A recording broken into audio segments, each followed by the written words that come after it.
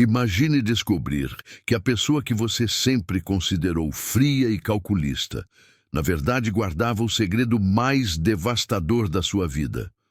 Essa é a história de Ricardo Montenegro, um advogado milionário de 35 anos, que em uma noite chuvosa de terça-feira presenciou uma cena que mudaria para sempre sua percepção sobre sua família. Ricardo sempre teve uma relação distante com Laura, sua madrasta. Não era hostilidade, mas também não era afeto. Laura havia entrado na vida da família Montenegro apenas 3 meses após a morte misteriosa de Marisa, mãe de Ricardo, quando ele tinha apenas 12 anos. Durante 23 anos, Laura manteve uma postura reservada, quase fria, cumprindo seus deveres de esposa do pai de Ricardo, mas nunca tentando assumir o papel de mãe. A mansão dos Montenegro ficava em um bairro nobre de São Paulo, com seus jardins meticulosamente cuidados e arquitetura imponente que refletia o sucesso da família.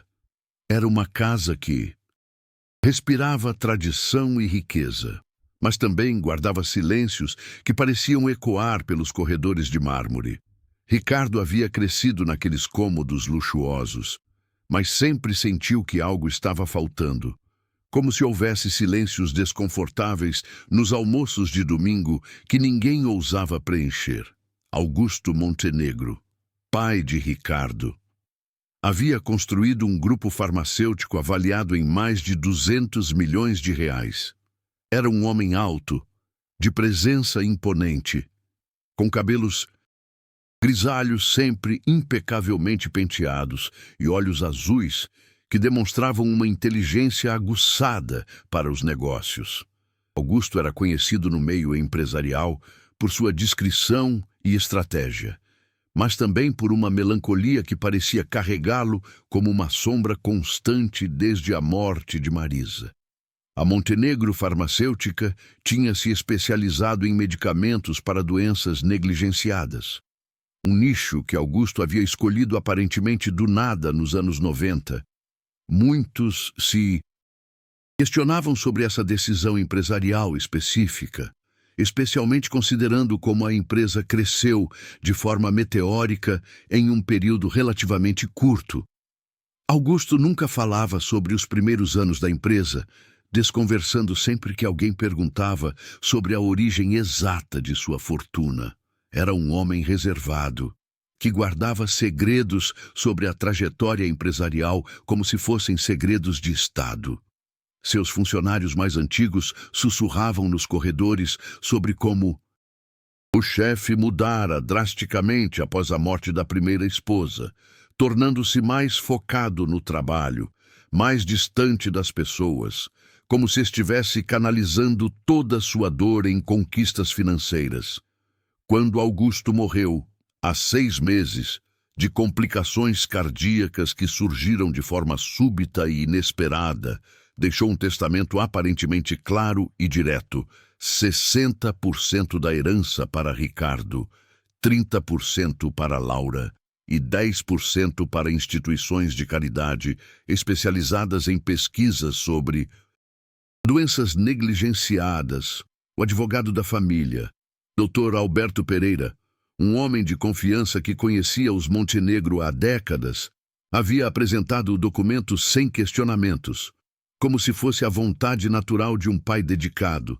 Mas, naquela noite chuvosa de terça-feira, Ricardo descobriria que nada em sua vida era o que parecia ser. Era uma dessas noites paulistanas em que o céu desaba em torrentes de chuva, transformando as ruas em rios e criando aquela atmosfera de silêncio carregado de mistério que parece convidar aos pensamentos mais profundos. Ricardo dirigia sua Mercedes-Benz pelas avenidas alagadas, com os limpadores de para-brisa trabalhando incessantemente contra o temporal de verão em São Paulo. Ele estava voltando de uma reunião de trabalho que havia se estendido além do esperado. Como sócio de um dos escritórios de advocacia mais prestigiados de São Paulo, Ricardo era conhecido por sua dedicação aos casos complexos. especialmente aqueles que envolviam heranças e disputas familiares. Irônico pensar que ele passava os dias desvendando segredos de outras famílias, sem imaginar que sua própria família guardava mistérios ainda mais profundos. Ricardo havia voltado inesperadamente à mansão familiar para buscar alguns documentos importantes que esquecera em seu escritório particular. Eram contratos relacionados a um caso delicado que precisava revisar antes de uma audiência no dia seguinte. Laura havia dito durante o almoço dominical que viajaria para Petrópolis para visitar a irmã mais nova, que estava passando por problemas conjugais. Era uma viagem que ela fazia regularmente, sempre demonstrando essa faceta mais humana e carinhosa que reservava para a família que havia formado antes de se casar com Augusto.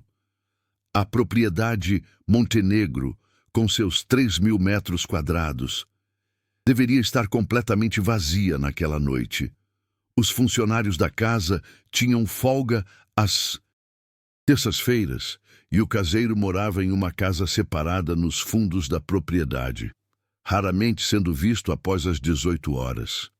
Era o tipo de silêncio que Ricardo conhecia bem desde a infância.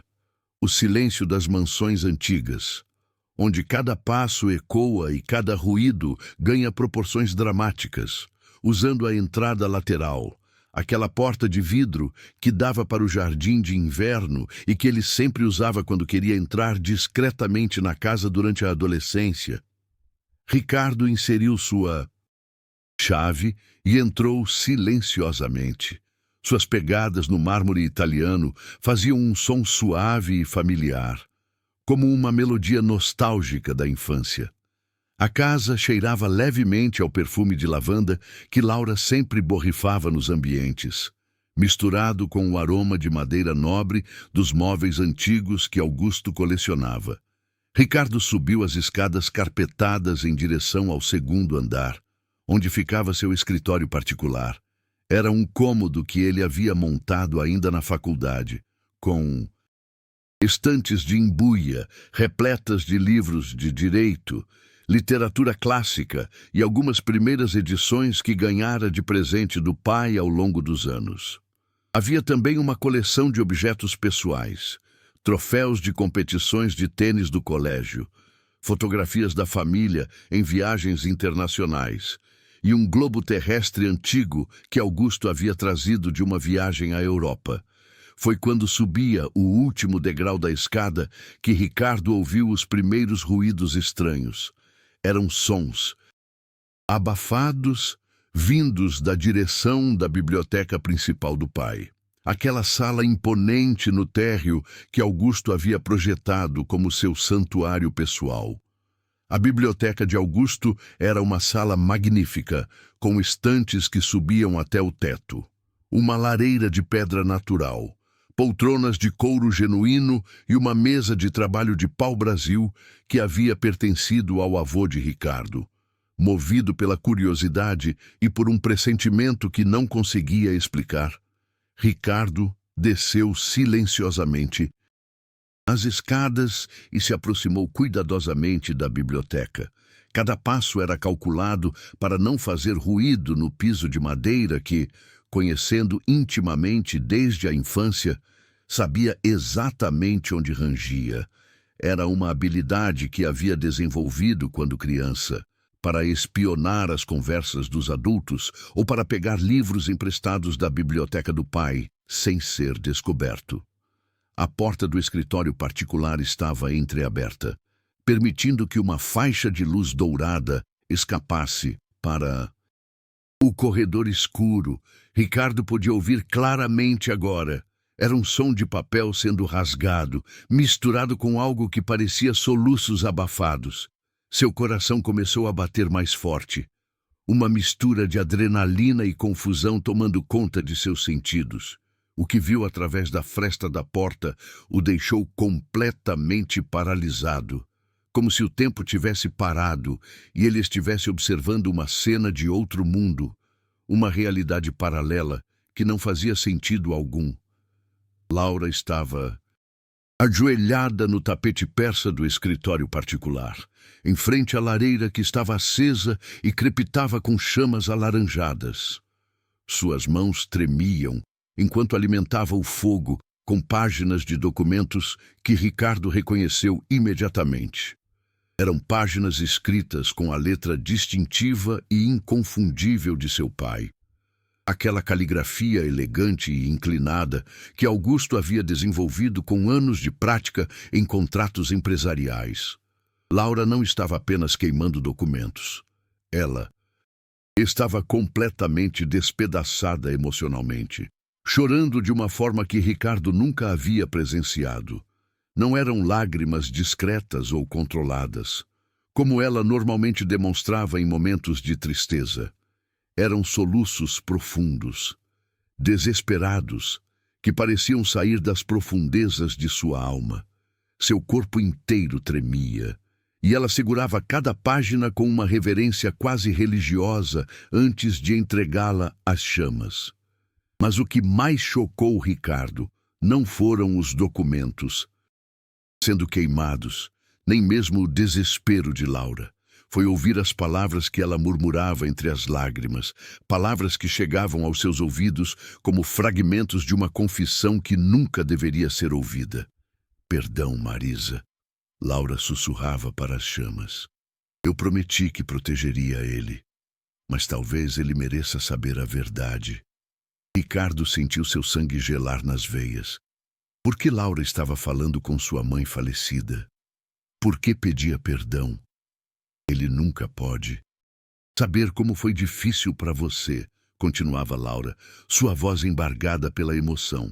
Ele nunca pode saber que você escolheu partir dessa forma para protegê-lo da dor.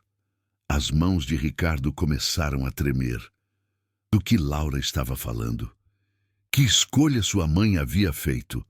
Augusto me fez prometer que queimaria tudo se Ricardo começasse a suspeitar antes dos 40 anos. Laura continuou, jogando mais páginas no fogo. Ele disse que você queria assim, que você queria que ele tivesse uma vida normal, sem carregar o peso da verdade. Ricardo teve que se apoiar na parede do corredor. Sua mente estava tentando processar palavras que pareciam vir de um universo alternativo. Que verdade, que peso, e por que havia uma data específica para revelações. Laura pegou outro maço de papéis e, antes de jogá-los no fogo, beijou-os delicadamente. Vou cumprir até o fim, minha querida amiga. Vou proteger Ricardo como você me pediu, mesmo que isso signifique que ele nunca saiba o quanto você o amou, o quanto nós, todas, sacrificamos por ele. As lágrimas de Laura caíam agora sobre os documentos antes deles serem consumidos pelas chamas, como se cada página levasse um pedaço de sua alma junto. Ricardo podia ver que ela estava queimando páginas e páginas de documentos, alguns com selo de cartório, outros com assinaturas que reconhecia, e muitos com a letra de seu pai misturada com outras caligrafias que não conseguia identificar à distância. A cena toda tinha um ar ritual, quase sagrado. Laura não estava simplesmente destruindo documentos por raiva ou vingança. Estava cumprindo algum tipo de pacto, alguma promessa solene que havia feito anos atrás. Cada página era tratada com respeito antes de ser entregue ao fogo, como se fosse uma cerimônia de despedida. Ricardo permaneceu escondido por quase meia hora, observando aquela cena surreal que desafiava tudo que ele acreditava saber sobre sua família. A mulher que ele sempre considerara fria e controlada estava completamente vulnerável, expondo uma dor que ela havia guardado em segredo por décadas.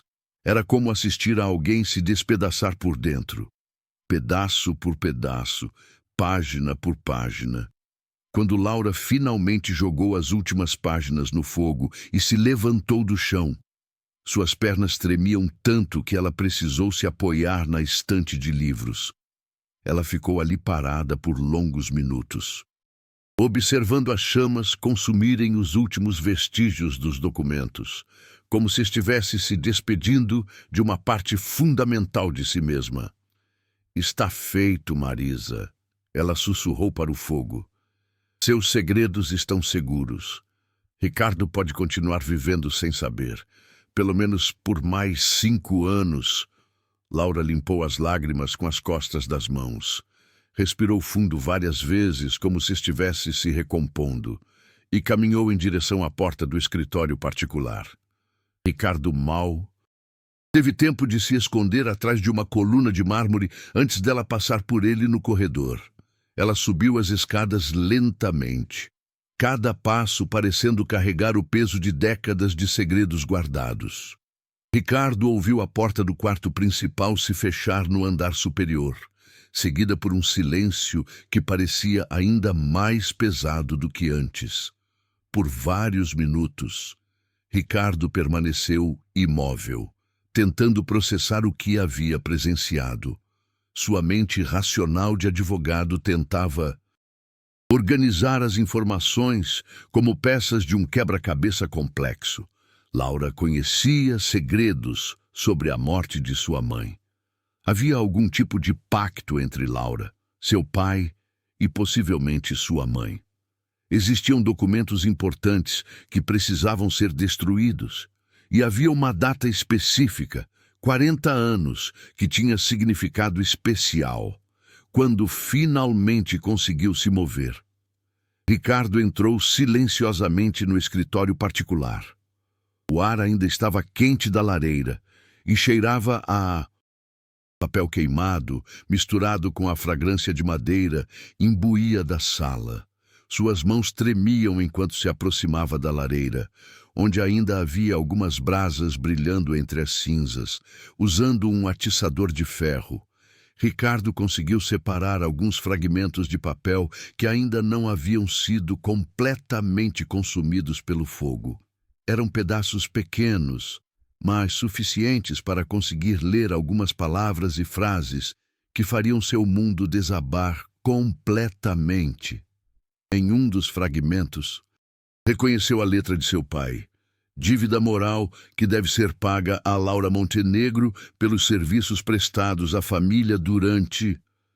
Em outro pedaço de papel, meio queimado, lia-se: segredos que devem permanecer enterrados para proteger Ricardo Augusto Montenegro até que complete 40 anos de idade. Mas o fragmento que mais o chocou trazia uma referência que fez seu coração parar. Verdadeiro motivo da morte de Marisa Elizabeth Montenegro não deve ser revelado ao filho, em hipótese alguma. Ricardo teve que se sentar em uma das poltronas de couro para não cair. Sua mãe não havia morrido da forma como ele sempre acreditara. Havia algo sobre a morte dela que estava sendo escondido. Algo tão significativo que documentos precisavam ser queimados para manter o segredo, com as mãos ainda tremendo. Ricardo continuou examinando os fragmentos de papel. Encontrou uma anotação na margem de um documento, escrita com a letra de sua mãe. Uma caligrafia que ele conhecia de cartões de aniversário e bilhetes de lancheira que ela havia deixado durante sua infância. Laura deve proteger Ricardo a qualquer custo, mesmo que isso signifique mentir para ele pelo resto da vida. A descoberta mais perturbadora estava em um fragmento maior, que continha o que parecia ser uma instrução específica escrita pela letra do pai.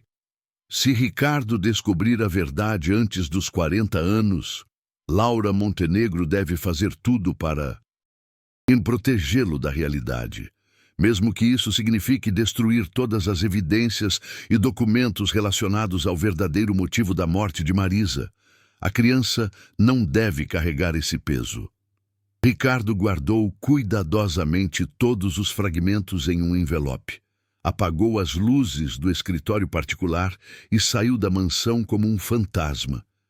Durante toda a viagem de volta ao seu apartamento, sua mente fervilhava com perguntas que pareciam não ter resposta. Como sua mãe realmente morreu? Por que Laura estava envolvida nos segredos da família? O que havia acontecido que era tão terrível que precisava ser escondido até ele completar 40 anos? Naquela noite, Ricardo não conseguiu dormir nem por um minuto. Ficou sentado em sua varanda, olhando as luzes da cidade, tentando reorganizar 23 anos de memórias familiares com base nessas novas informações perturbadoras. Cada lembrança da infância agora parecia ter uma camada oculta de significado que ele não havia percebido antes. Se você está gostando desta história incrível e quer saber o que Ricardo descobriu ao investigar mais profundamente, deixe seu curtir agora e ative as notificações para não perder nenhuma revelação chocante. E me conta nos comentários, você já descobriu algum segredo de família que mudou tudo? Vamos continuar essa história que vai te deixar sem palavras. Na manhã seguinte, Ricardo tomou uma decisão que mudaria sua vida para sempre. Ele contratou discretamente Marcos Silva, um investigador particular altamente conceituado e especializado em casos familiares complexos. Marcos tinha uma reputação impecável no meio jurídico paulistano, conhecido por sua discrição absoluta e capacidade de descobrir verdades que famílias preferiam manter enterradas. Ricardo forneceu a Marcos todos os fragmentos de papel que havia recuperado da lareira, além de uma lista detalhada de perguntas sobre a história familiar. Ele queria saber tudo, como Laura havia conhecido a família, as circunstâncias exatas da morte de Marisa, porque seu pai havia se casado tão rapidamente após enviuvar, e qual era o verdadeiro conteúdo do testamento original. Marcos era um homem de seus 50 anos, ex-policial civil que havia aberto sua própria agência de investigações após décadas de experiência em casos criminais. Tinha uma aparência comum que o ajudava a passar despercebido. Cabelos grisalhos, sempre, despenteados e uma forma meticulosa de trabalhar que havia resolvido centenas de casos aparentemente impossíveis. A investigação inicial de Marcos focou nos registros hospitalares e documentos oficiais relacionados à morte de Marisa Montenegro. O que descobriu nos primeiros dias já era suficientemente chocante para justificar os segredos familiares, mas era apenas a ponta de um iceberg muito mais profundo e perturbador. Marisa Montenegro não havia morrido em um acidente de carro na rodovia Castelo Branco, como constava no boletim de ocorrência e certidão de óbito. Essa informação era verdadeira apenas no papel. A investigação de Marcos revelou que Marisa havia estado internada em uma clínica particular, altamente exclusiva nos Jardins, durante os 3 meses anteriores à sua morte. Uma informação que nunca havia aparecido em nenhum documento oficial. A clínica, chamada Instituto São Rafael, era especializada em cuidados paliativos e tratamentos para doenças terminais. Marcos descobriu que Marisa havia sido diagnosticada com um glioblastoma multiforme, um tipo extremamente agressivo de tumor cerebral que tinha prognóstico invariavelmente fatal. O diagnóstico havia sido feito quando Ricardo tinha 11 anos e meio, e os médicos estimavam que ela teria entre 6 meses e 1 ano de vida. Mas a descoberta mais chocante ainda estava por vir. Laura Cristina Silva, que na época ainda não era Laura Montenegro. Não era simplesmente uma enfermeira que conheceu a família por acaso. Ela havia sido contratada especificamente por Augusto Montenegro para ser a enfermeira particular de Marisa durante o período de tratamento paliativo domiciliar. Laura era formada em enfermagem pela Universidade de São Paulo, com especialização em cuidados oncológicos e experiência anterior em hospitais de referência na capital. Ela havia sido recomendada pela própria equipe médica do Instituto São Rafael. como uma das profissionais mais competentes e compassivas da região, para cuidar de pacientes terminais em ambiente doméstico. O contrato de trabalho de Laura, que Marcos conseguiu acessar através de contatos no sistema de saúde privado, especificava que ela deveria providenciar cuidados médicos integrais para Marisa Montenegro em sua residência, mantendo absoluto sigilo sobre o diagnóstico e prognóstico da paciente. O salário oferecido por Augusto era 3 vezes superior ao valor de mercado para esse tipo de serviço. Uma indicação clara de quanto ele valorizava a discrição da enfermeira. Durante o período de 3 meses em que Laura cuidou de Marisa na mansão Montenegro, algo extraordinário e inesperado aconteceu. As duas mulheres, que começaram com uma relação puramente profissional, desenvolveram uma amizade profunda e genuína, que transcendeu completamente as circunstâncias médicas. Marcos descobriu que Marisa havia pedido especificamente que Ricardo nunca soubesse sobre sua doença. Ela queria que o filho se lembrasse dela como a mãe saudável e vibrante que sempre havia sido, não como uma mulher definhando em uma cama de hospital.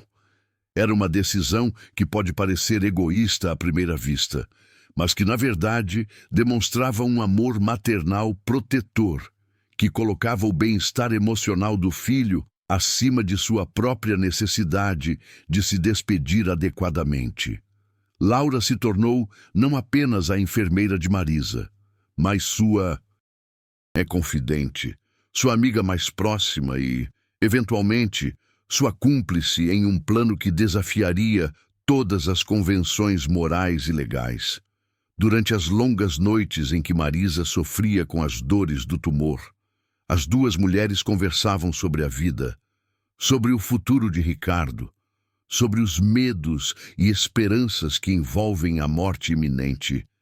Foi durante uma dessas conversas noturnas, aproximadamente 2 semanas antes da morte de Marisa, que ela fez a Laura 3 pedidos que mudariam o curso de ambas as vidas para sempre.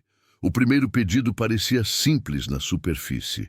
Marisa queria que Laura cuidasse de Ricardo como se fosse seu próprio filho após sua morte, não como uma substituta. Marisa foi clara sobre isso, mas como alguém que velaria pelo bem-estar dele, que o guiaria quando necessário, que estaria presente nos momentos importantes da vida de Ricardo. O segundo pedido era mais complexo, carregado de implicações psicológicas. Marisa não queria que Ricardo soubesse sobre sua doença até completar 40 anos de idade. Ela acreditava que descobrir a verdade enquanto ainda fosse jovem o prejudicaria emocionalmente, potencialmente afetando suas escolhas de vida e relacionamentos. Marisa queria que seu filho tivesse a liberdade de viver plenamente sua juventude e início da idade adulta, sem carregar o peso de saber que sua mãe havia sofrido em silêncio. Mas foi o terceiro pedido que realmente chocou Laura, e que explicava por que documentos precisaram ser queimados décadas depois. Marisa pediu que Laura se casasse com Augusto após sua morte, não por amor romântico, mas para manter a estrutura familiar unida e garantir que Ricardo crescesse em um ambiente estável e amoroso. Marisa havia percebido que Augusto estava completamente despedaçado por sua doença. Ele havia se tornado obcecado em encontrar tratamentos experimentais, gastando fortunas em consultas com especialistas internacionais, recusando-se a aceitar o prognóstico terminal. Marisa sabia que após sua morte, Augusto entraria em uma espiral de depressão que poderia afetar seriamente sua capacidade de cuidar adequadamente de Ricardo. Laura inicialmente resistiu ao terceiro pedido. Ela havia desenvolvido um carinho genuíno por Marisa e sentia que se casar com o viúvo seria uma traição à memória da amiga. Mas Marisa foi persuasiva.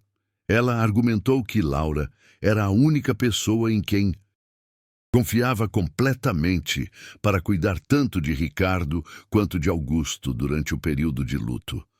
A conversa que selou o destino de todos aconteceu em uma madrugada especialmente difícil, quando Marisa estava passando por uma crise de dor intensa que os medicamentos para doenças negligenciadas não conseguiam controlar adequadamente.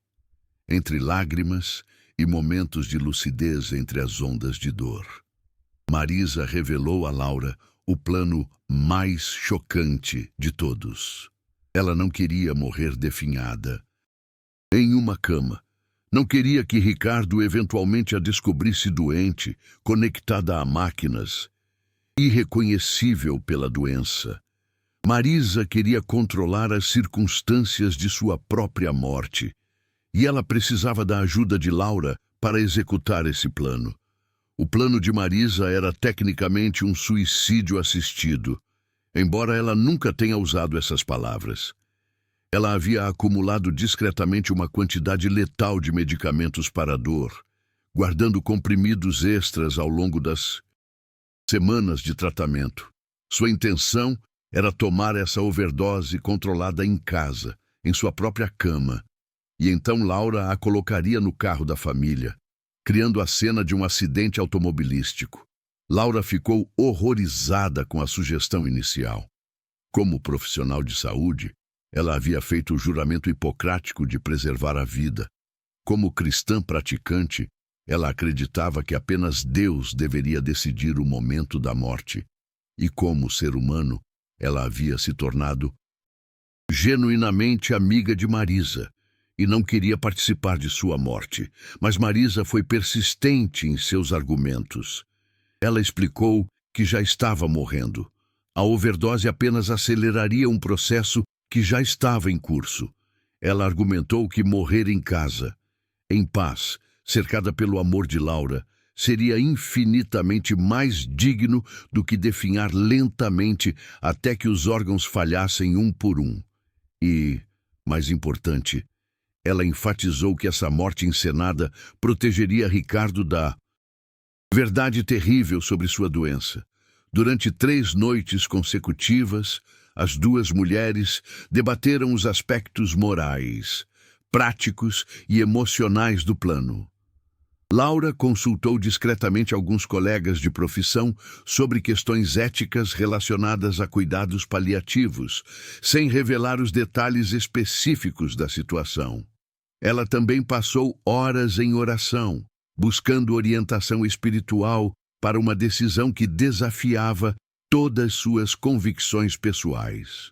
Foi Marisa quem finalmente convenceu Laura com um argumento que tocou no coração da enfermeira. Você é a única pessoa no mundo em quem confio para fazer isso por amor, não por desespero. Você é a única que pode garantir que meu filho se lembrará de mim como eu era, não como esta doença me transformou. A execução do plano aconteceu em uma noite de sexta-feira, exatamente 3 meses após Laura ter começado a trabalhar como enfermeira da família Montenegro. Augusto estava viajando a negócios em Brasília, uma viagem que Marisa havia encorajado especificamente para que ele não estivesse presente. Ricardo estava passando o fim de semana na casa de um colega de escola, como havia se tornado comum nos últimos meses, quando Marisa se sentia particularmente debilitada. Marisa passou o dia inteiro organizando detalhes pessoais. Ela escreveu cartas para Ricardo, uma para cada aniversário até ele completar 40 anos, nas quais expressava seu amor. Oferecia conselhos maternais e compartilhava memórias especiais que queria que ele guardasse. Ela também preparou um vídeo de despedida que deveria ser mostrado a Ricardo apenas quando ele descobrisse a verdade sobre sua morte. No vídeo, Marisa explicava suas motivações para escolher morrer dessa forma, pedia perdão por mentir sobre as circunstâncias de sua morte e agradecia Laura antecipadamente pelo sacrifício que sabia que a enfermeira estaria fazendo ao aceitar participar do plano. Ela também Expressava sua esperança de que, eventualmente, Ricardo pudesse entender e perdoar as decisões que foram tomadas por amor. Por volta das 22 horas daquela sexta-feira, Marisa tomou a overdose de medicamentos em sua própria cama, segurando a mão de Laura e repetindo palavras de gratidão e amor. Laura permaneceu ao lado dela até ter certeza de que havia partido pacificamente. E então iniciou a parte mais difícil do plano. Ela vestiu Marisa com roupas normais, uma blusa azul que era uma das favoritas e uma calça jeans confortável que ela usava em dias casuais, depois com uma força que não sabia que possuía. Laura carregou o corpo de Marisa até a garagem e a colocou no banco do motorista do sedã Mercedes-Benz, que Marisa costumava dirigir. Laura dirigiu o carro até um trecho específico da rodovia Castelo Branco que Marisa havia escolhido durante o planejamento.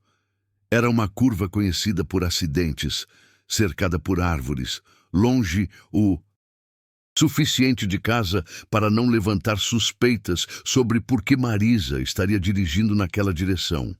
Com cuidado meticuloso, Laura posicionou o carro de forma que parecesse que Marisa havia perdido o controle na curva e colidido com uma árvore. Ela quebrou discretamente o vidro do para-brisa de dentro para fora, criando a aparência de impacto. Ela também fez alguns arranhões superficiais no rosto e braços de Marisa para simular ferimentos consistentes com um acidente desse. Antes de deixar o local, Laura sussurrou uma oração final para Marisa e prometeu que cumpriria todos os pedidos que havia feito. Então, ela caminhou até o posto de gasolina mais próximo e ligou para a polícia, reportando que havia visto um acidente na estrada e que parecia grave. Laura ficou no posto de gasolina até a chegada das autoridades e depois ofereceu-se para acompanhar o processo de identificação da vítima, apresentando-se como uma enfermeira que havia chegado ao local por acaso e queria ajudar. Sua formação médica emprestou credibilidade à sua presença na cena, e sua aparente competência profissional fez com que ninguém questionasse sua versão dos eventos. O laudo do Instituto Médico Legal concluiu que Marisa Montenegro havia morrido de ferimentos internos consistentes com um acidente automobilístico de alta velocidade. A overdose de medicamentos em seu sistema foi interpretada como medicação para a dor que ela estava tomando, devido a ferimentos do acidente, não como a verdadeira causa da morte. Augusto ficou completamente devastado pela perda da esposa. Laura permaneceu próxima à família durante o período de luto, inicialmente apenas cumprindo seu papel profissional de enfermeira, mas gradualmente assumindo mais responsabilidades domésticas conforme Augusto lutava para lidar com a depressão e Ricardo tentava processar a perda da mãe. 3 meses após a morte de Marisa, Laura finalmente revelou a Augusto a verdade sobre a doença terminal de sua esposa e o plano que elas haviam executado juntas. A revelação foi devastadora para Augusto, que inicialmente reagiu com raiva e acusações, mas eventualmente compreendeu que Laura havia sacrificado sua própria paz de espírito para cumprir os últimos desejos de Marisa. Augusto implorou que Laura se casasse com ele, não por amor romântico, mas para honrar a memória de Marisa e garantir que Ricardo tivesse uma figura materna. Em sua vida, Laura inicialmente resistiu, mas eventualmente aceitou quando percebeu que Augusto estava entrando em uma depressão tão profunda que sua capacidade de cuidar de Ricardo estava sendo comprometida. O casamento de Augusto e Laura foi uma cerimônia simples e discreta, realizada no cartório com apenas algumas testemunhas presentes. Para o mundo exterior, parecia um romance que florescera durante o período de luto. Para Ricardo, que na época tinha apenas 12 anos, e estava processando sua própria dor pela perda da mãe, Laura simplesmente se tornou parte da família. Esta revelação É de partir o coração, não é mesmo? Se você quer apoiar histórias emocionantes como esta e me ajudar a continuar trazendo conteúdo de qualidade, considere mandar um super thanks. Qualquer valor é muito bem-vindo e me motiva demais a pesquisar e contar essas histórias incríveis. Sua contribuição faz toda a diferença para manter este canal vivo. Mas a verdade mais chocante ainda estava por ser revelada através da investigação de Marcos Silva. Laura nunca havia se casado com Augusto por amor romântico. Foi um ato de pura compaixão e cumprimento de uma promessa sagrada feita à mulher que se tornou sua melhor amiga nos últimos meses de vida. Durante 23 longos anos, Laura viveu um papel que era simultaneamente genuíno e representado.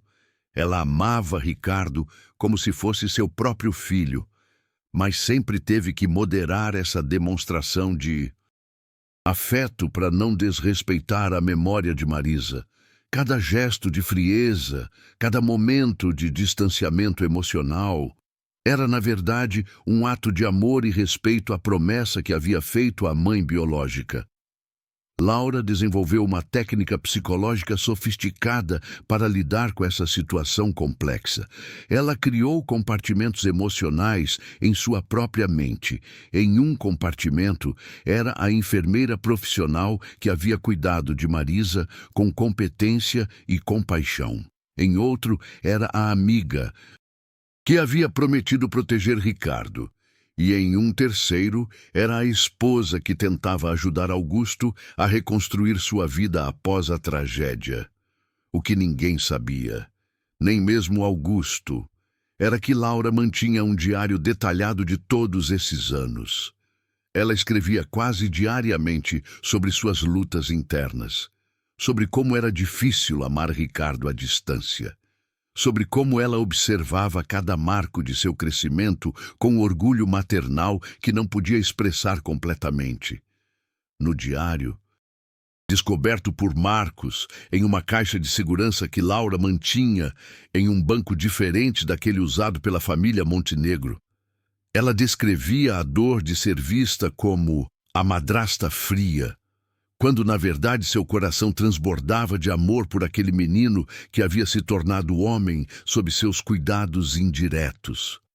Laura escrevia sobre como ficava acordada nas noites em que Ricardo estava doente, mesmo quando ele já era adolescente e adulto, preocupando-se com sua saúde, mas sem poder demonstrar essa preocupação abertamente. Ela anotava cada conquista profissional dele, cada relacionamento amoroso, cada momento de alegria ou tristeza, sempre observando de longe, sempre torcendo silenciosamente por sua felicidade.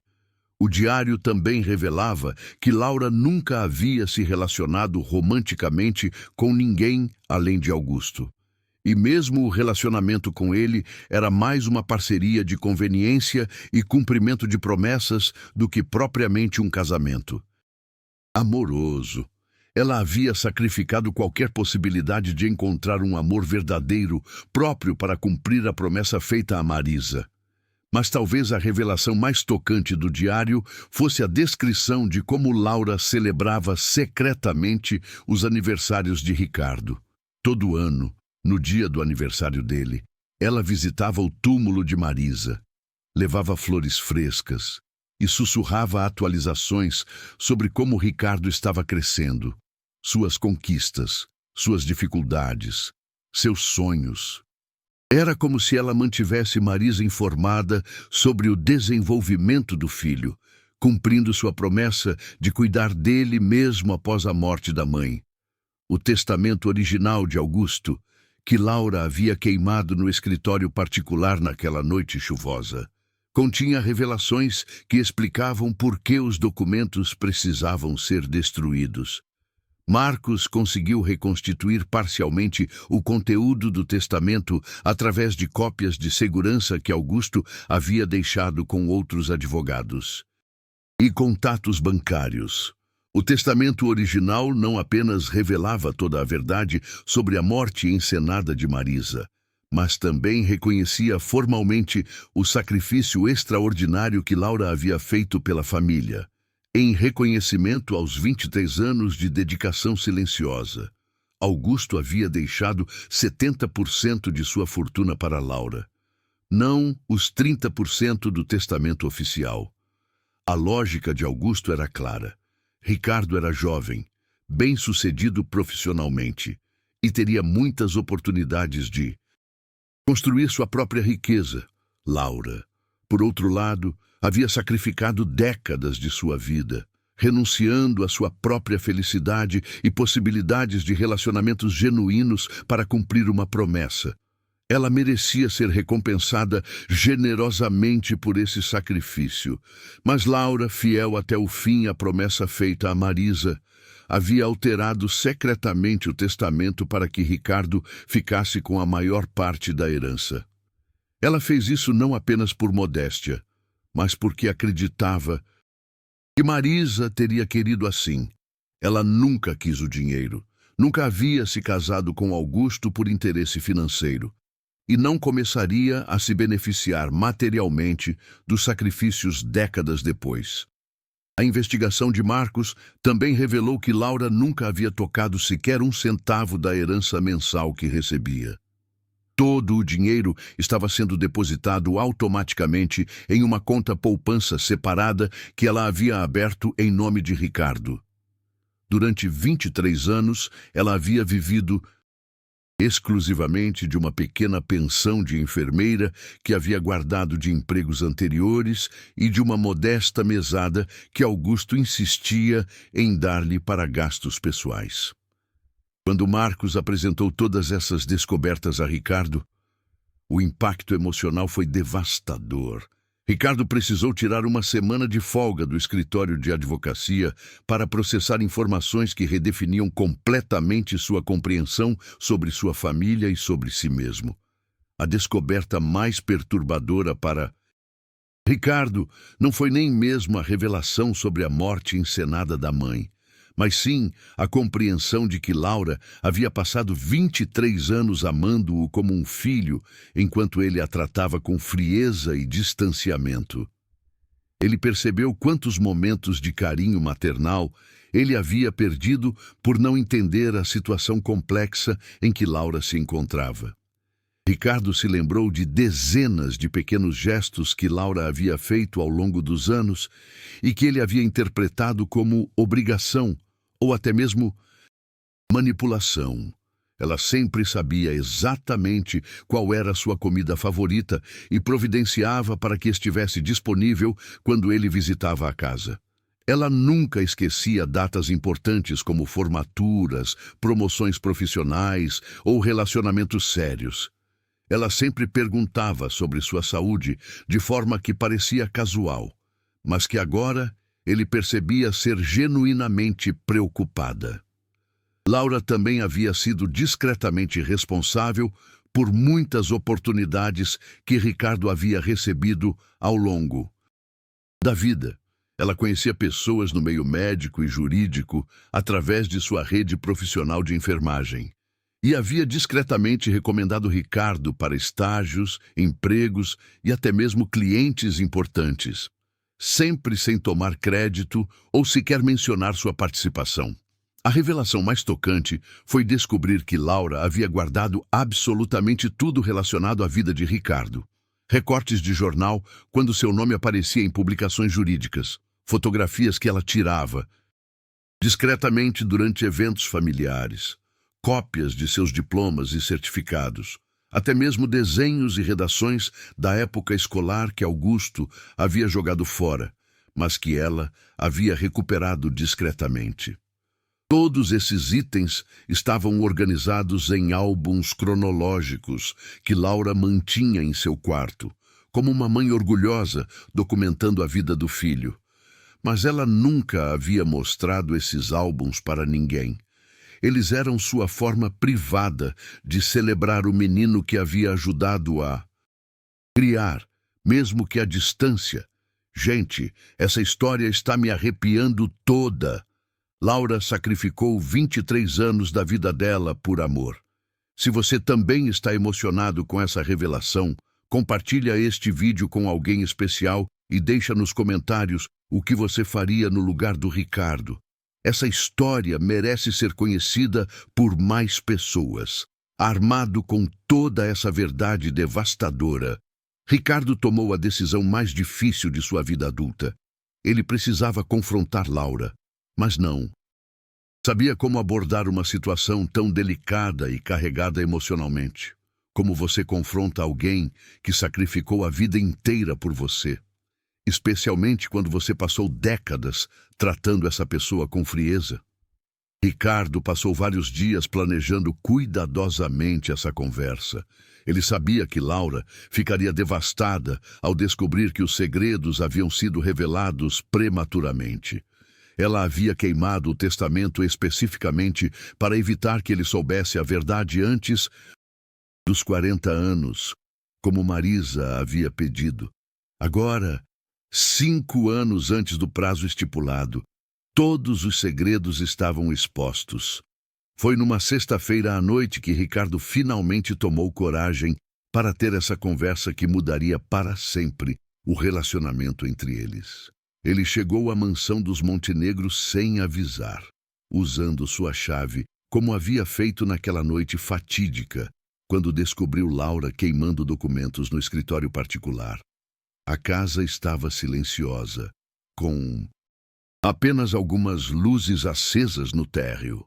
Ricardo encontrou Laura exatamente onde esperava, no escritório particular, sentada na mesma poltrona de couro onde Augusto costumava ler, olhando fixamente para a lareira que agora estava apagada e fria. Era como se ela estivesse revivendo aquela noite traumática quando havia destruído os últimos vestígios dos segredos familiares. Laura estava vestindo um robe simples de algodão e chinelos, com os cabelos presos em um coque, desalinhado, parecendo mais velha e fragilizada do que Ricardo jamais havia notado antes. Havia uma qualidade melancólica em sua postura, como se ela estivesse carregando o peso de décadas de segredos guardados e promessas cumpridas. Laura, Ricardo disse suavemente, anunciando sua presença. Ela se virou lentamente, e Ricardo viu em seus olhos uma mistura complexa de emoções: alívio, terror, resignação e talvez um pouco de esperança. Era como se ela soubesse, instintivamente, que este momento chegaria mais cedo ou mais tarde, e uma parte dela estava grata por finalmente poder parar de carregar os segredos sozinha. Você não deveria estar aqui, Ricardo, ela disse com uma voz cansada, mas sem surpresa. Especialmente não nesta sala. Há memórias demais aqui. Laura, eu sei de tudo, Ricardo disse, sua própria voz embargada pela emoção que havia estado reprimindo durante semanas. O rosto de Laura se descompôs. Instantaneamente, ela cobriu o rosto com as mãos e começou a chorar, não as lágrimas silenciosas e controladas que ele estava acostumado a ver, mas soluços profundos e desesperados que pareciam sair das profundezas de sua alma. Você não deveria saber, ela conseguiu dizer entre as lágrimas. Marisa disse que você só deveria saber aos 40 anos. Ela queria te proteger da dor. Queria que você tivesse uma juventude normal, sem carregar o peso da verdade sobre como ela morreu. Por que você fez isso? Ricardo perguntou, sentando-se na poltrona ao lado dela. Pela primeira vez em décadas, ele estava vendo Laura não como a madrasta fria e distante, mas como uma mulher que havia sacrificado sua vida inteira por uma promessa. Por que você sacrificou sua vida inteira por uma promessa feita a alguém que nem sua família era? Laura limpou as lágrimas com as costas das mãos, tentando se recompor, mas as emoções continuavam, transbordando, porque sua mãe me pediu, ela disse com simplicidade devastadora. E por quê? Porque eu te amo como um filho, Ricardo. Sempre amei. Desde que você era um menino de 12 anos. tentando ser forte demais para a sua idade. Essa confissão abriu as comportas emocionais que ambos haviam mantido fechadas por décadas. O que se seguiu foi uma conversa de mais de 4 horas, durante a qual Laura contou toda a história desde o início. Como ela havia conhecido Marisa, como haviam se tornado amigas, como Marisa havia planejado sua própria morte, e como Laura havia passado 23 anos cumprindo uma promessa que custara sua própria felicidade. Laura falou sobre as noites em que ficava acordada, preocupada quando Ricardo estava doente. Mesmo quando ele já era adulto, ela descreveu como celebrava secretamente suas conquistas profissionais, como torcia por ele nos relacionamentos amorosos, como sofria quando ele estava passando por dificuldades, mas não podia oferecer o apoio maternal que seu coração desejava dar. Eu queria tanto poder ser uma mãe verdadeira para você, Laura confessou, as lágrimas escorrendo livremente por seu rosto. Mas prometera a Marisa que nunca tentaria tomar o lugar dela. Então, eu amei você à distância. Torci por você em silêncio. Cuidei de você da única forma que podia, mantendo os segredos que ela queria protegidos. Ricardo ouviu tudo em silêncio, absorvendo informações que reconstruíam completamente sua compreensão sobre sua infância e adolescência. Cada lembrança familiar agora tinha uma nova camada de significado. Laura não havia sido fria ou distante por falta de carinho, mas por excesso de respeito à memória de Marisa. O testamento que você queimou. Ricardo conseguiu dizer quando Laura terminou seu relato. Te deixava quase toda a herança. Laura completou, secando os olhos com um lenço de papel. Seu pai reconhecia que eu havia sacrificado minha vida para cumprir as promessas feitas à sua mãe. Mas eu não queria o dinheiro, Ricardo. Nunca quis. Só queria cumprir minha promessa a Marisa e proteger você da dor de saber que ela havia escolhido morrer daquela forma. Mas por que você alterou o testamento? Por que não aceitou o que papai queria te dar? Ricardo perguntou, genuinamente confuso. Laura sorriu tristemente. Porque Marisa teria querido assim. Ela sempre dizia que você era o futuro, que você tinha uma vida inteira pela frente para construir, para conquistar, para ser feliz. Eu já havia vivido minha vida, não da forma que imaginei quando era jovem, mas de uma forma que tinha significado. Cuidar de você, mesmo à distância, foi a coisa mais importante que fiz na vida.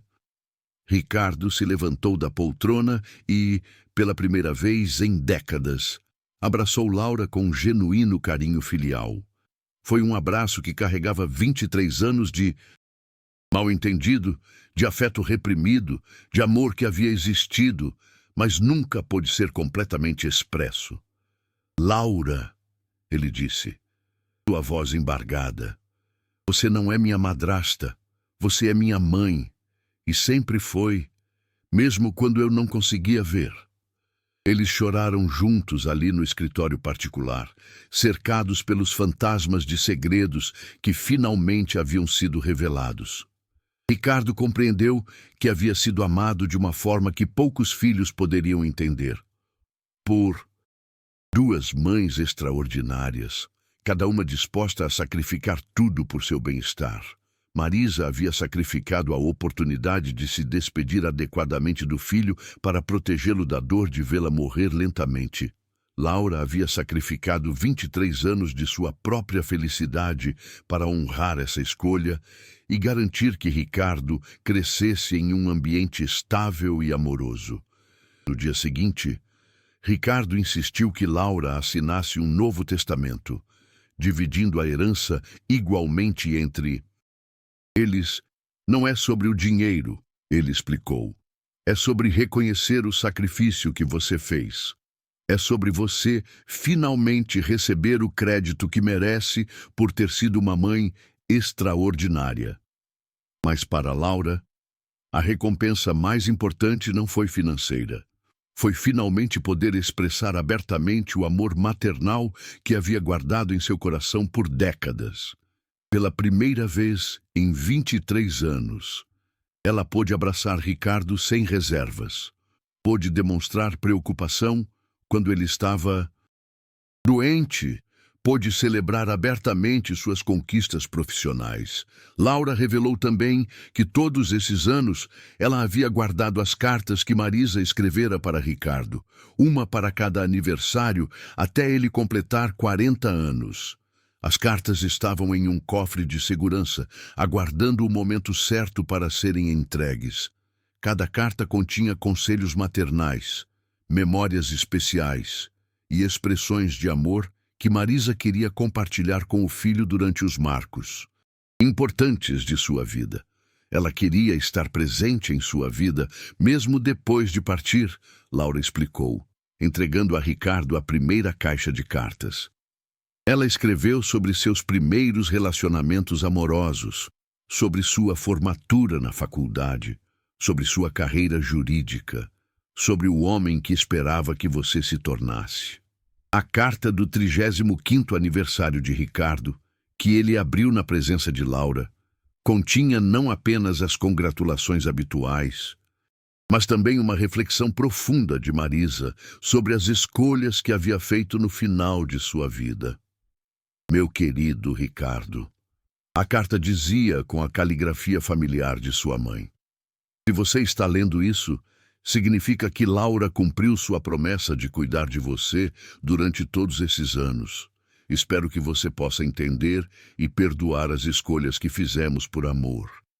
Eu escolhi partir daquela forma para te poupar da dor de me ver definhando. Laura escolheu sacrificar sua própria felicidade para garantir que você crescesse sabendo-se amado e protegido. A carta continuava. Sei que pode ser difícil aceitar que sua infância e juventude foram construídas sobre uma mentira bem intencionada. Mas espero que você veja essa mentira pelo que realmente era, uma manifestação do amor mais puro e protetor que uma mãe pode ter por um filho.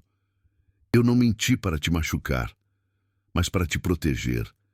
E Laura não manteve segredos para te prejudicar, mas para honrar minha memória e meus últimos desejos. A descoberta mais emocionante foi um vídeo que Marisa havia gravado poucos dias antes de executar seu plano de morte assistida. No vídeo, gravado na mesma biblioteca onde Ricardo e Laura tiveram sua conversa reveladora, Marisa parecia visivelmente debilitada pela doença, mas ainda mantendo a elegância e força de personalidade que Ricardo se lembrava da infância. Meu querido filho, Marisa dizia no vídeo, olhando diretamente para a câmera. Se você está assistindo a isso, significa que Laura finalmente pôde contar a verdade sobre nossa família. Primeiro, quero que você saiba que todas as decisões que tomamos foram motivadas por amor. Amor por você, amor pela família que queríamos preservar, amor pela vida que queríamos que você tivesse. Marisa explicava no vídeo suas motivações para escolher as circunstâncias de sua própria morte. Eu estava morrendo, Ricardo. O tumor em meu cérebro era inoperável e estava crescendo rapidamente. Eu tinha duas opções: deixar você me ver definhando lentamente, perdendo minha dignidade e minha identidade, pedaço por pedaço, ou partir de forma que você pudesse se lembrar de mim como a mãe forte e amorosa que sempre fui. O mais tocante no vídeo era quando Marisa se dirigia diretamente a Laura, mesmo sabendo que ela provavelmente assistiria ao vídeo junto com Ricardo décadas depois. Laura, minha querida amiga, se você está vendo isso ao lado do Ricardo, significa que você cumpriu sua promessa. Significa que você sacrificou anos de sua vida para cuidar do meu filho. Não tenho palavras para agradecer tamanha generosidade e amor. Marisa continuava, dirigindo-se novamente a Ricardo. Laura não é apenas sua madrasta, meu filho. Ela é uma segunda mãe que escolheu te amar incondicionalmente, mesmo sabendo que esse amor teria que ser expresso de forma limitada por causa das promessas que me fez. Ela merece seu respeito, seu carinho e seu reconhecimento pelo sacrifício extraordinário que fez. O vídeo terminava com Marisa cantarolando baixinho uma canção de ninar que costumava cantar para Ricardo quando ele era pequeno. Era uma melodia simples, mas carregada de nostalgia e amor maternal que transcendia a morte. Após assistir ao vídeo, Ricardo e Laura permaneceram em silêncio por longos minutos, processando décadas de emoções reprimidas. Finalmente, Ricardo quebrou o silêncio. Mamãe Marisa, mamãe Laura, eu tive duas mães extraordinárias, cada uma me amando da forma que podia, cada uma fazendo sacrifícios inimagináveis para garantir minha felicidade. Nos meses seguintes, Ricardo e Laura reconstruíram completamente seu relacionamento. Pela primeira vez, Laura se sentia livre para expressar abertamente seu carinho maternal. E Ricardo podia retribuir com o afeto filial que sempre havia sentido, mas nunca soubera como demonstrar adequadamente. Eles estabeleceram novos rituais familiares que honravam tanto a memória de Marisa quanto a realidade de seu relacionamento presente.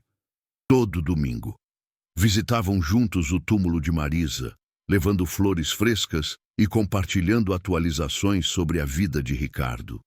Era como se finalmente pudessem incluir Marisa nas conversas familiares que ela havia perdido devido à morte prematura. Laura também começou a compartilhar histórias sobre Marisa que havia guardado durante décadas, como ela planejava a educação de Ricardo, que sonhos tinha para seu futuro profissional, que tipo de mulher esperava que ele escolhesse como esposa. Eram memórias preciosas que ajudaram Ricardo a conhecer aspectos de sua mãe que a morte prematura havia interrompido.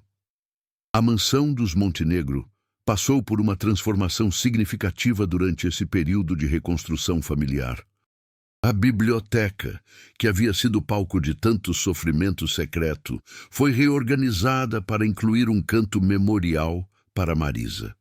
Laura e Ricardo colocaram ali suas fotografias favoritas, algumas de suas joias pessoais e uma cópia do vídeo de despedida para que pudessem assisti-lo sempre que sentissem necessidade de conexão com ela.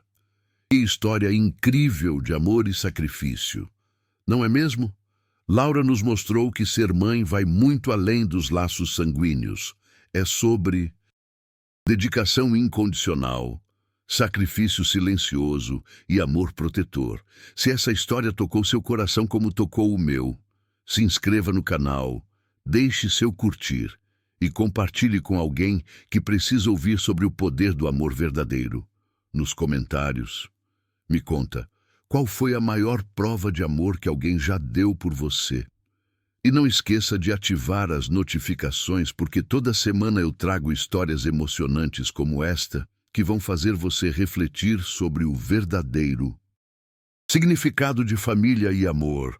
Muito obrigado por assistir e nos vemos no próximo vídeo. A transformação mais significativa na vida de Laura foi finalmente poder viver autenticamente. Por 23 anos, ela havia representado um papel que era simultaneamente genuíno e restritivo. Agora, aos 48 anos, ela podia finalmente ser a mãe que sempre havia sido em seu coração.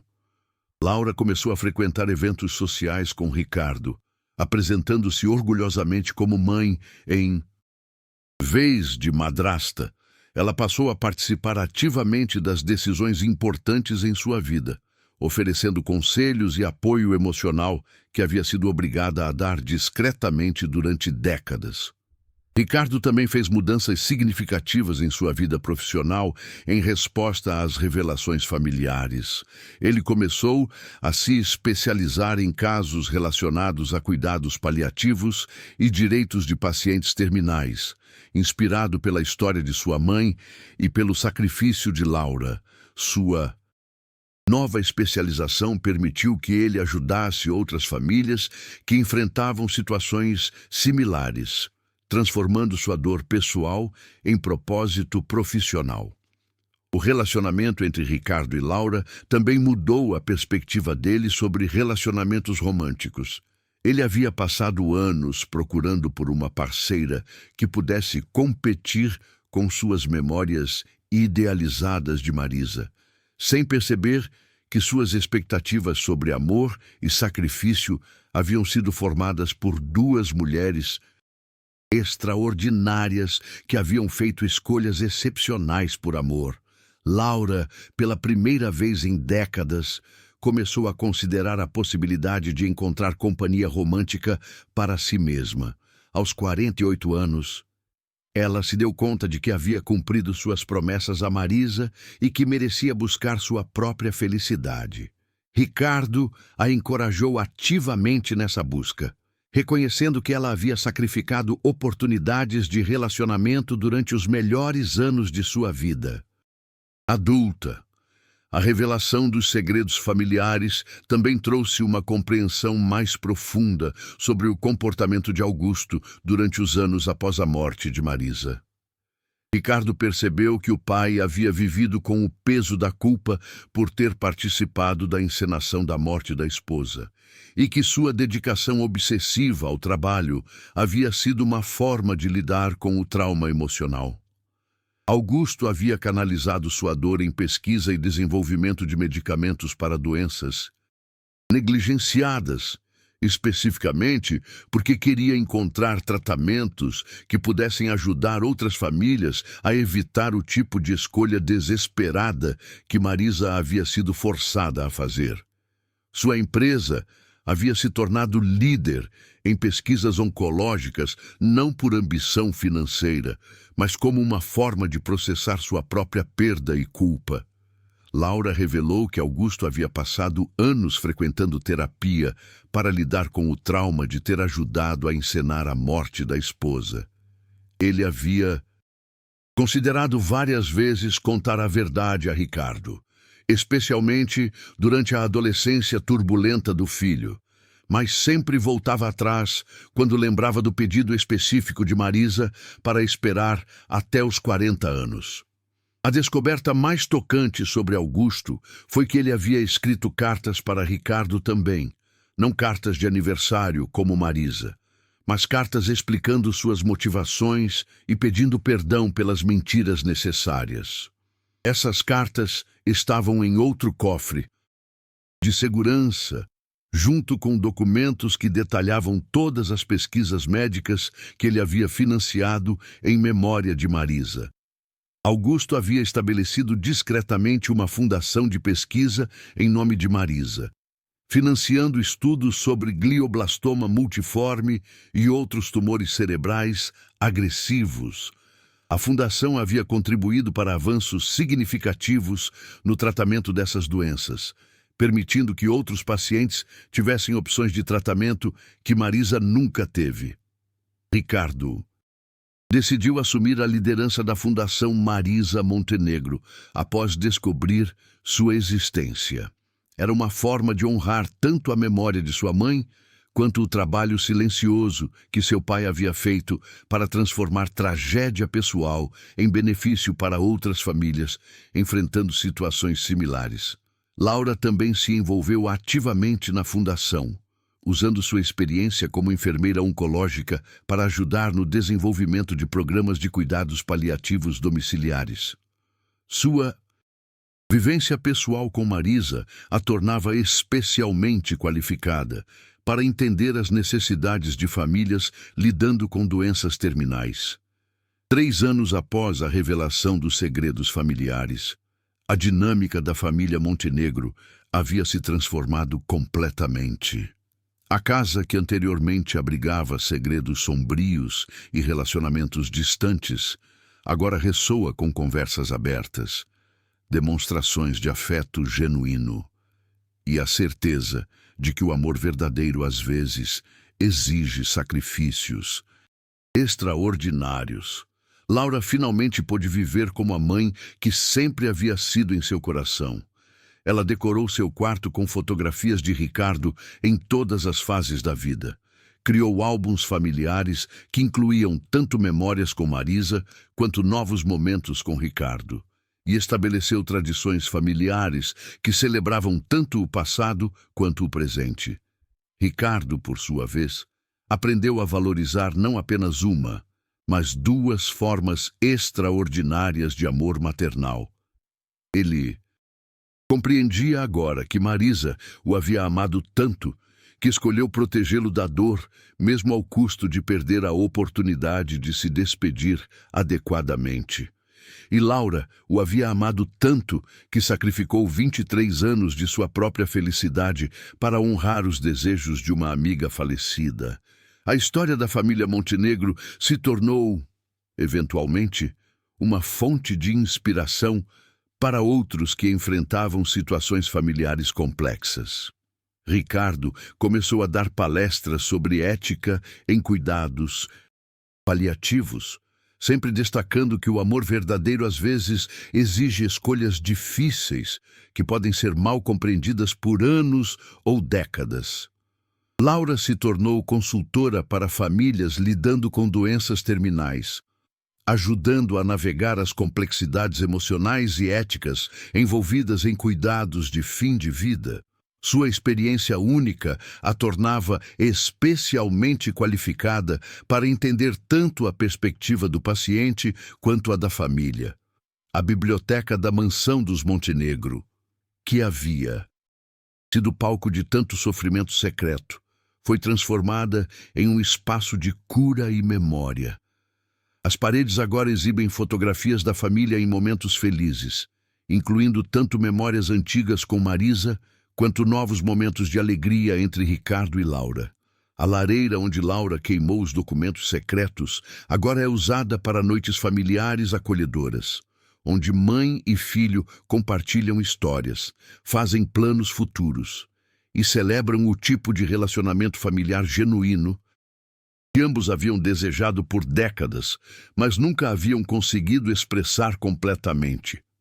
A história de Ricardo Montenegro, Marisa Montenegro e Laura Montenegro nos ensina lições profundas sobre a natureza complexa do amor familiar.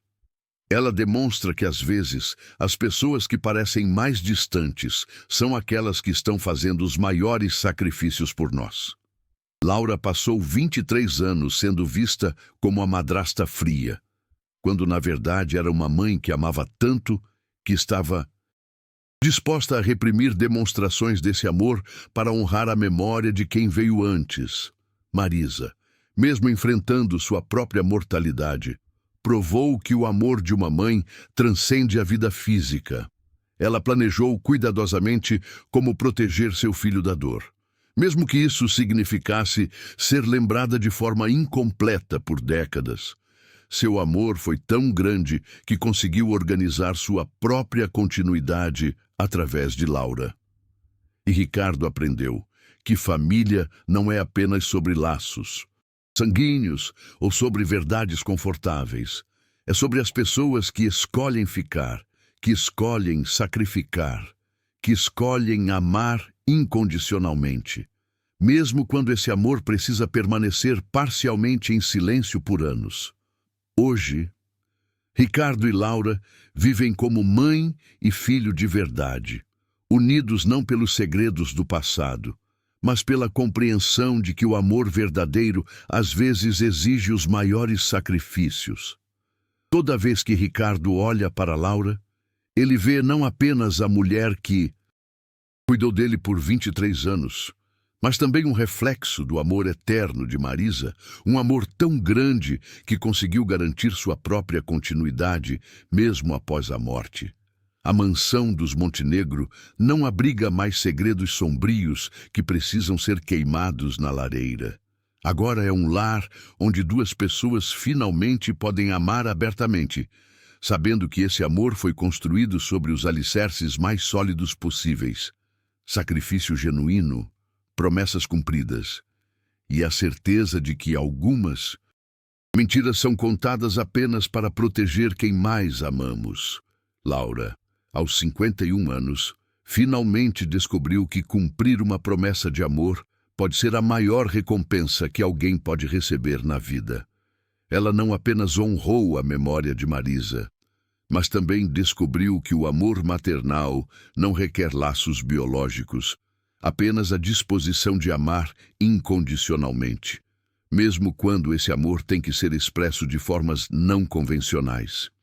Esta é uma história sobre como o amor verdadeiro às vezes precisa se esconder para poder proteger, sobre como as aparências podem enganar completamente quando o coração está fazendo tudo o que é possível para guardar segredos que machucam, e sobre como, no final, a verdade sempre encontra um caminho para curar, mesmo quando dói profundamente no processo de revelação.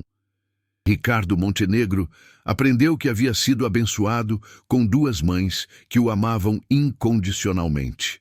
Marisa, que planejou cuidadosamente sua proteção mesmo na morte, e Laura, que viveu essa proteção todos os dias por 23 anos consecutivos. E talvez essa seja a maior herança que qualquer pessoa pode receber. Saber que foi amada de forma tão profunda que pessoas estavam dispostas a sacrificar a própria felicidade para garantir o seu bem-estar. A Biblioteca Montenegro não ecoa mais com o som doloroso de papéis importantes sendo queimados em segredo. Agora ressoa com conversas longas e afetuosas entre mãe e filho, com lágrimas de alegria em vez de desespero silencioso, e com a certeza reconfortante de que alguns segredos familiares, quando finalmente revelados no momento certo, não destroem famílias. Eles as fortalecem de maneiras que nunca imaginamos serem possíveis. E assim, uma noite que começou com choque, desconfiança e a descoberta de documentos sendo queimados na lareira da mansão dos Montenegro, se transformou na maior lição de amor que Ricardo poderia receber.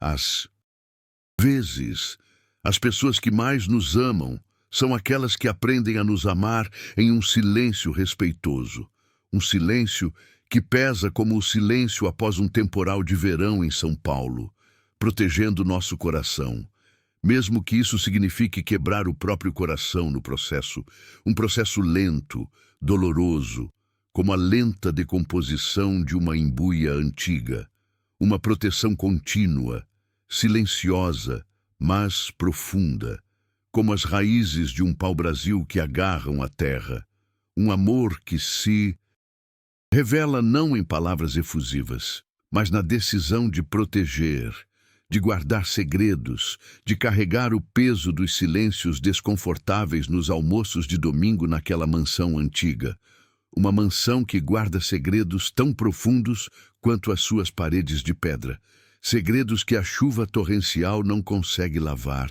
segredos tão pesados quanto os móveis de mogno e jacarandá da família, segredos que ecoam nos corredores vazios, segredos que só a escuridão conhece e que só o tempo poderá revelar. Um amor que se manifesta não em gestos grandiosos, mas na quietude da proteção, na capacidade de suportar o peso da verdade não dita, o peso de um segredo que poderia destruir tudo, mas que foi mantido em silêncio, em respeito, em amor, um amor que se revela aos poucos, como o desabrochar de uma flor rara, um amor que floresce mesmo em meio à escuridão. Um amor que resiste, um amor que perdura, mesmo em meio ao silêncio carregado de Mistério, a opressão dos segredos de família, aos silêncios desconfortáveis e à sombra da mansão dos Montenegro, sob o peso das responsabilidades e das sombras do passado. Ricardo aprendeu, naquela noite escura e tempestuosa, uma lição inesquecível sobre o verdadeiro significado do amor, um amor silencioso, poderoso e duradouro, um amor que transcende as palavras, um amor que reside na ação, na proteção, no silêncio respeitoso, no sacrifício. Silencioso, na resiliência da alma,